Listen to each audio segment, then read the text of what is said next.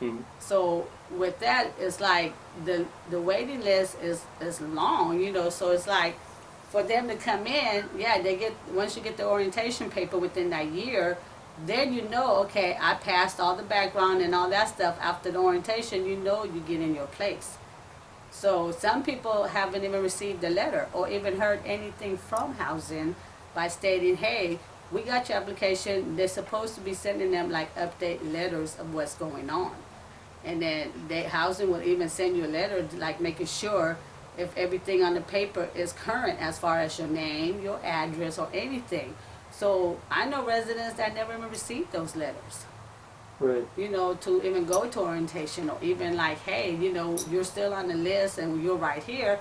Sometimes they have to call and find out for themselves when housing's supposed to be sending letters to these people that apply to let them know what's going on. Some people don't even hear nothing from housing downtown. Well, we know that there are people who are on the waiting list for years and years, right? Yeah, and they are. There's still a lot of people on the waiting list. It's like even we have families living here that wanted, you know, big size family that had a lot of kids. They might have been in a 2-bedroom when they first moved because they probably only had 2 kids. But because they've been living here for so long, they ended up having more kids and they'll be on the list to get a bigger unit. And I have family that's living here still in the 2-bedroom that never got the 4-bedroom. Kids then grew up, got married, and left. But then I see that, you know, they're moving people into these 4 bedrooms, which it don't make no sense. Because to me, if you already have somebody on the list that's waiting for that space, then it should go in that order. And to me, it don't seem like it's going in order because the fact that you still have people that will be saying, hey, I'm still on low income. What do I do? Because I've been on the list. I haven't heard. So the only thing I could say to them is call downtown and tell them that you're on the list. You haven't received no letter. Everything is still current from when you applied. You know what I'm saying? If your address, phone number, if everything's the same, then they should have been receiving something from downtown, the main office, you know, because that's where everything happens. So to me, it don't make sense. Like, how are they running things down there? Because it's not fairly run. Because to me, it's like you got people that ain't even heard nothing from you, but then here are people who applied, they done moved in. So, you know, you have you have an application, people looking at that like, hey, I've been waiting for 3 years. How did you get in? So to me, it's like, what answers could I give them? Because I don't know. That has to be coming from downtown. And that's something that I feel that I want to bring up the next time we have a resident meeting. How do you guys do step by step of how you guys bring these people in? Because I know families that's been on the list that haven't got nothing, but then I know people that apply will receive a letter within 6 months to a year. So how are you guys screening these applications? You know, because it don't seem like you guys have it in order, and I don't think that's fair. Because if somebody been on there for 3 years, and you got somebody that's only been waiting a year, the person that was on for 3 years should get that, not the person who you know. So I'm thinking when we have our resident Zoom meeting at the end of the month, I am going to bring that up because I do know people that their kids had applied for a 1-bedroom or whatever, or they know people that applied and they haven't received no kind of letters or no kind of update on the position where they're at in the list, nothing. But then you have other family that will receive letters to let them know, hey, this is the next step, or orientation date. You know, once you know you get that orientation letter, you got the spot.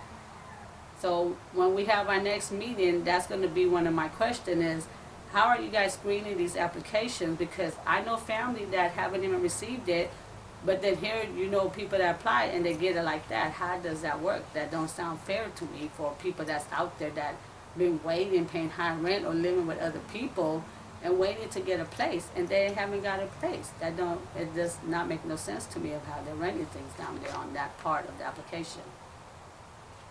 I know New Havisha had meetings because I had attended them, and the main course of the meeting, okay, you know, we're under the pandemic. If we don't have enough money, you know, how do we do this? So, yeah, so if you lose your job or your income has changed, and you take that to the office so they can knock your rent down. And that's all they need. But, you know, a lot of people just took it as like, okay, we're just not going to pay rent and it's going to go away. No, it's still going to be there. And that was discussed with the residents, that if you are having hard time, whatever, have that communication and have that meeting with your manager of the wherever you guys are at, And before June 15 come, because I've been telling people this before, because this question was brought up about the rent and how is that going to be.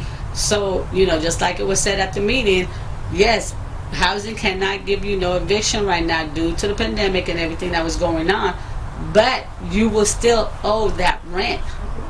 So the best thing to do is talk to your manager and see how they could break it up in payments so it does not add up or you be stuck with a high rent thing. So there is a way that residents was able to call the manager, and then they could go in there or speak to the clerk, whatever, and they'll break it down to like, okay, well, maybe you didn't pay for 2 months, this is how we could do it, or if you didn't pay for the whole year, they will break it down in payments, added to your rent. But if it's to where you have eviction, yeah, they cannot kick you out.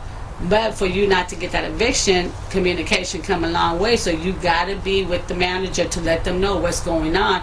And as long as you let them know what's going on, they will sit down with you and they will work with what's going on with you, how much you receive a month, and they'll break it down to the lowest payment. So that way you are paying something on it. So if you're paying something on it every month, they won't receive the eviction. But do you worry that there's some people just aren't going to be able to pay that back rent? Well, so far when we did have the last couple meetings, that question was asked, and from understanding right now, they don't have a lot of people that owe rent. People have been paying their rent or been paying something on it. And then just like I said, one thing good with low income, if you do lose a job, you have zero rent. Yeah, your rent, it changes with your income.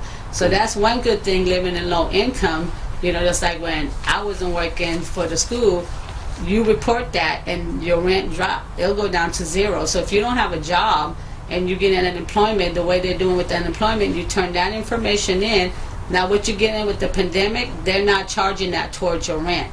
So if I'm getting like $80 a week and due to pandemic, now I get $700 every 2 weeks, they're looking at just the $80. They're not looking at the pandemic money that you get. That's not going towards your rent. No.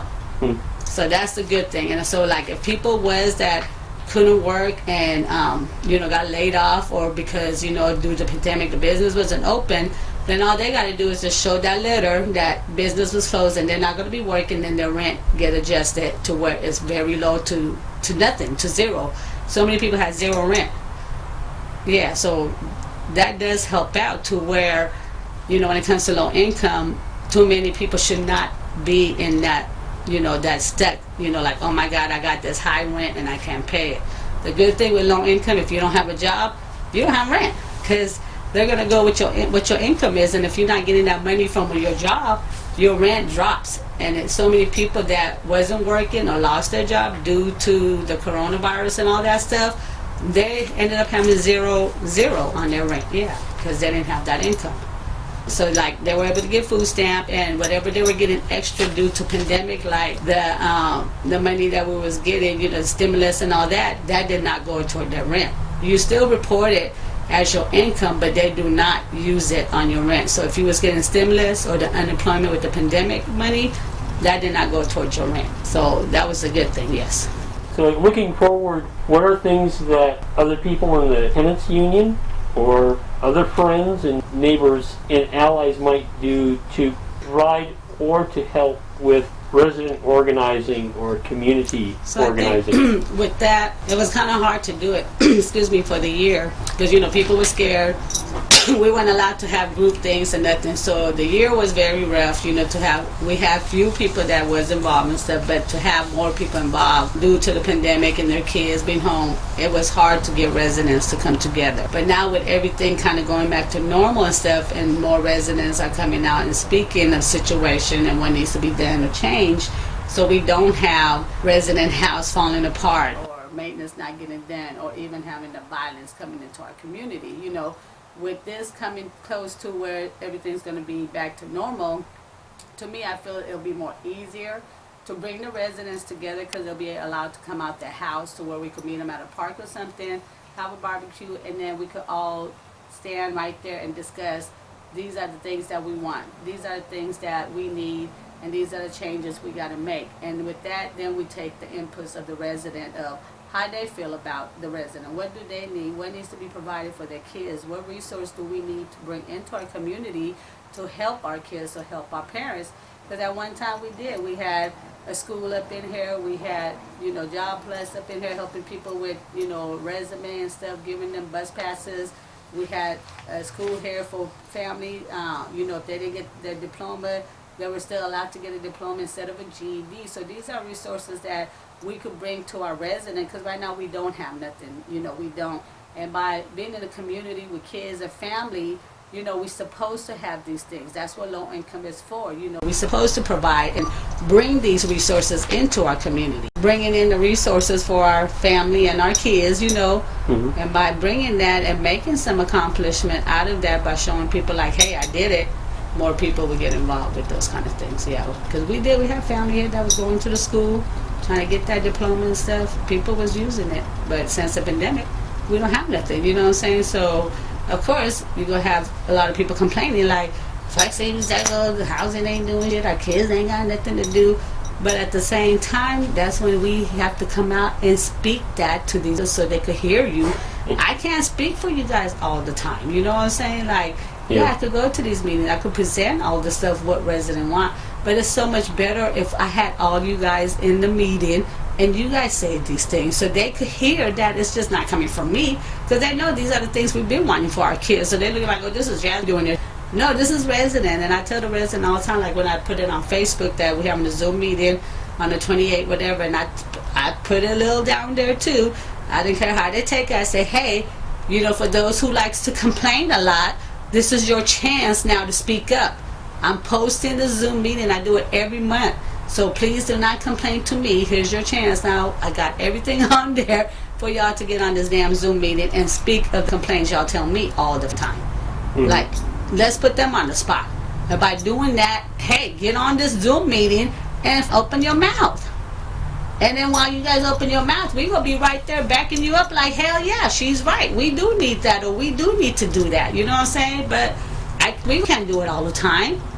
So it's so much better when you have the resident on the Zoom meeting right now where they could see us and we could see them, instead of just going to a meeting in the teen center and you just see the manager and hearing what she's telling us about everybody saying. Right now we're on Zoom. We got this from housing, downtown on there, Mark and all them. We got all the manager on there. So to me, this is a time where you guys bust their asses out on Zoom. So we could see all their facial expression when these questions are thrown to them. Because at one time we did, and they didn't even have answers to these questions. So to me, I tell these people, like, hey man, I'm putting out the information for you guys to get on these meetings. And everything you guys telling me, I need you guys to do this shit on the meeting. Because if they hear this and they're on the spot, come on, they're going to have to give us something.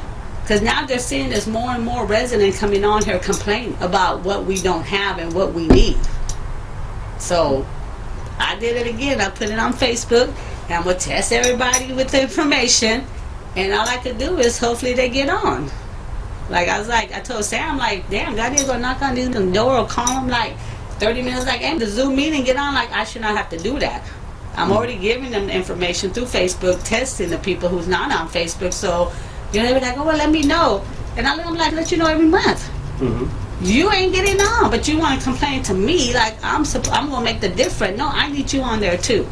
And while you telling and complaining, best believe we're going to be right there with you, typing like, yep, they're right, yep, we do need that. We're going to back you up. So hopefully this month, I did it again, and a lot of people was complaining, about the shooting and all this bullshit. So I'm like, hey man, here you go.